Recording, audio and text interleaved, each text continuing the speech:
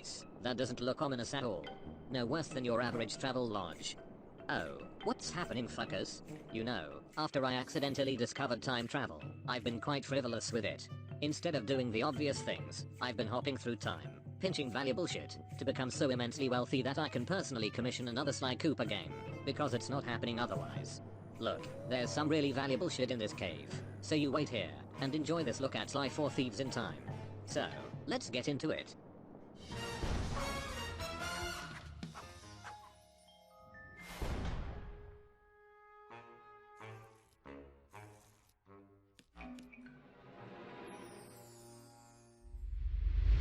Sly 4 Thieves in Time was released in 2013, 8 long years after the conclusion of the original trilogy, and developed by the little monkey fellas at Sansaru Games, after original developers Sucker Punch left to buy milk at the store, to work on such titles as Infamous and Ghost of Tsushima. Sly 4 tries to walk a perilous tightrope, attempting to stay true to winning formula, while taking advantage of the additional processing power of the PS3, to expand on and develop these foundations, while also attempting to provide new styles of gameplay and content, such as crossplay and augmented reality.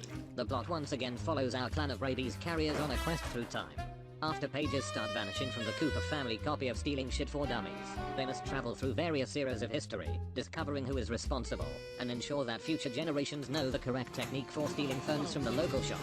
The game takes place over many different eras, from feudal Japan, to the Old West, to medieval England, and offers Sly's various ancestors as playable characters in addition to the regular trio.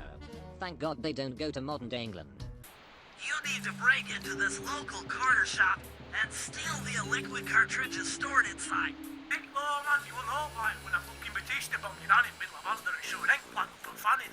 What I like about Sly 4 is that it doesn't try to reinvent the wheel. For the most part, it stays true to the gameplay of previous titles, makes some cool little changes, while not changing the core gameplay. For example, disguise is offered in the third game, only used to trigger the same quick time event for the 7 millionth fucking time. Now grants special abilities, such as a deflecting shield, or Katamari Damacy.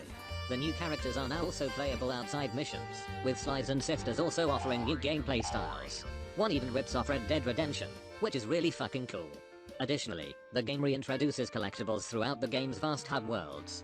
From the clue bottles and valuable treasures, last seen in the second game, to the addition of Sly icons that unlock special cosmetics, the game world never feels empty.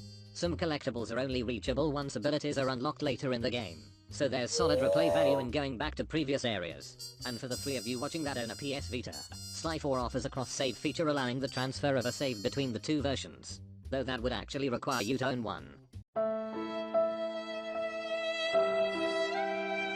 I do however have some pretty significant beef with this game, the biggest of which being its controls. Sly 4 lacks the tight feel to its controls that previous titles had, possessing a strange floatiness and delay that can make gameplay frustrating.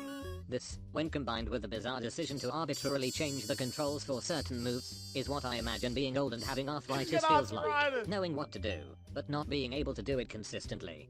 This was the case for me when playing the game both emulated, and on my original jet engine designed to look like a PS3. In my Sly 3 review, which you can watch here, I criticized it for doing too much, picking up concepts, using them only once or twice before abandoning them altogether. I realize this was harsh, because Sly 4 does this to an almost biblical level. From sloppy rhythm sections, to 3 separate hacking mini-games, one of which includes the worst motion controls I've ever experienced, Sly 4 at times feels like a complete clusterfuck.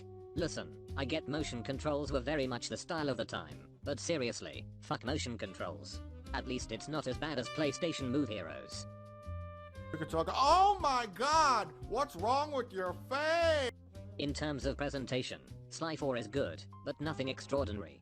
The game's graphics are a considerable upgrade from the previous title, aided by the great leap forward in console generation, but for some reason I just don't like it as much as the PS2 titles. I'll acknowledge that this is probably me being blinded by nostalgia once again, but it lacks the soul previous games had. The soundtrack, however, is once again incredibly solid, providing music that draws from local influences, and has solidified Peter McConnell and his funny little hat as my favorite video game composer. Overall, the word I'd use to describe Sly 4 would be underwhelming. For everything that it does well, there are a bunch of things I completely detest about it. And given this is the likely last title in the series, it's a bit of a wet fart for the series to end on.